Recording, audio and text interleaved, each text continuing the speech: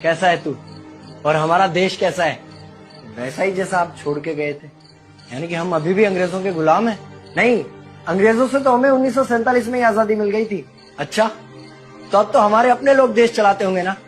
हाँ, तब तो देश काफी आगे बढ़ गया होगा। जब हमारे अपने लोग देश चला रहे हैं तो गरीबी और भ्रष्टाचार का तो नाम ही नहीं होगा। सबको बराबर हक दिया जाता होगा, किसानों और मजदूरों का अच्छा ध्यान रखा जाता होगा ना? नहीं, ऐसा तो कुछ नहीं है। तो कैसा है बताना मुझे। कैसे हमारे अपने नेता, हमारे आजाद भारत के नेता, 100 साल हो गए मुझे गए हुए, बताना। हमारे अपने नेता वो तो अपनी जेबें भरने में लगे हुए हैं। आने वाली 7 पीढ़ियों को नहीं बल्कि 700 पीढ़ियों को ना कमा कर खाना पड़े उस चीज के इंतजाम में लगे हुए हैं। तो तुम लोग क्या कर रहे हो और हमारे देश का युवा क्या कर रहा है? हम लोग तो इंस्टाग्राम पर रील्स देखने में बिजी हैं। यानी कि हमारी कुर्बानी का देश के लोगों पर कोई असर नहीं पड़ा। देश के लोगों में कोई देशभक्ति नहीं, कोई देश प्रेम नहीं। नहीं, ऐसा नहीं है। आपके लिए और देश के लिए बहुत प्रेम है भारत के लोगों के दिलों में। हर 15 अगस्त और 26 जनवरी को तिरंगा फहराते हैं, पूरे जोश के साथ भारत माता की जय बोलते हैं और आपकी डीपी भी लगाते हैं। और भारत और पाकिस्तान के क्रिकेट मैच के दौरान तो हमारी देशभक्ति पीक पर होती है। तुम इसे देशभक्ति समझते हो?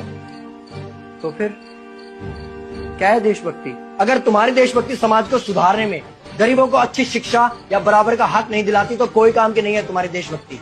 भ्रष्ट नेताओं और सरकार के खिलाफ आवाज उठाओ, लोगों को एकजुट करो।